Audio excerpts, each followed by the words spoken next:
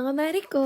Another day, another mini vlog. For today's video, samahan niyo ko sa dalawang event ko ngayong araw. Bale, ang first event ko mga Mariko, pupunta tayo sa San Jose City, Nueva Ecija. Sa mga oras na yun mga Mariko, mini-makeupan na ako ng makeup artist ko na si Mami Pips. Then, eto ang ating final look. After ko ma-makeupan mga Mariko, bumiyahe na agad kami. Bale, ang gagawin ko pala sa San Jose mga Mariko, mag-guest muse tayo at guest judge. Nakabiyahe na pala kami dyan mga Mariko. Hello mga kapatid! At nakarating na nga pala kami dito mga Mariko. Maraming salamat po sa Barangay Aberfer sa mainit na pagtanggap niyo po sa akin. Bale, pagdating ko mga Mariko, pinarampa at pinatiktok na din ako. Then, nag-proceed na din sila sa presentation of muses. Nakakatuwa naman na dati kasali ako sa mga pinipili at ngayon naman ako nang pumipili ng best muse. Congrats nga po pala sa nanalo from Barangay 11. And syempre, gusto ko magpasalamat sa Astig Clothing sa pag-invite niyo po sa akin. Sobrang natutuwa talaga ako mga Mariko dahil hanggang dito sa Nueva Ecija may nakakakilala sa akin. Kaya maraming salamat po sa lahat po ng nagpa-picture at nakisaya po sa akin sa opening league po ng Astig Clothing Season 3. Sobrang worth it ng biyahe namin mga Mariko from Pampanga to Nueva Ecija. Makita lang ang mga taga-Abar first. Kaya from the bottom of my heart, maraming salamat po sa pagsuporta niyo po sa akin. Congrats po ulit sa Astig Clothing Season 3 Basketball League.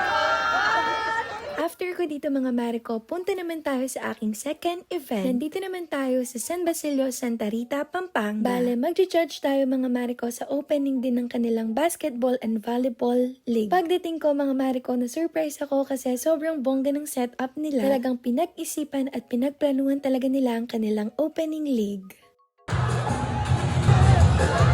Kung mapapanood nyo lang to sa personal mga Mariko, mapapawaw din kayo kasi sobrang galing nila. Then, sinindihan na din tong lighting of torch para maging official na talaga itong opening ng kanilang league. Nagbigay na din pala ng mensahe ang mga elected officials. Pagkatapos mga Mariko, tinawag naman kami para i-introduce isa-isa itong mga judges. Maraming salamat nga pala sa Sangguniang Kabataan ng Barangay San Basilio sa pag-invite nyo po sa akin. Pagkatapos nila kaming maipakilala mga Mariko, nag-picture taking lang kami at diretso na sa main event. Lahat ng miss nila mga Mariko, napakaganda. Talagang nahirapan ako pumili siya. Kung pwede lang sana na lahat sila manalo mga Mariko, siguro ginawa ko after ng mga basketball muses, diretso agad sa mga muse ng volleyball. Kahit dito sa mga muse ng volleyball mga Mariko, talagang nahirapan ako. Grabe, mahirap talaga ang trabaho ng isang judge. Congratulations po pala sa lahat po ng mga nanalo. Shoutout nga din po pala sa lahat po ng mga nagpa-picture. And congrats din po sa SK ng Barangay San Basilio sa successful event. Dito ka natatapusin ang aking mini vlog. Thanks for watching mga Mariko. Bye!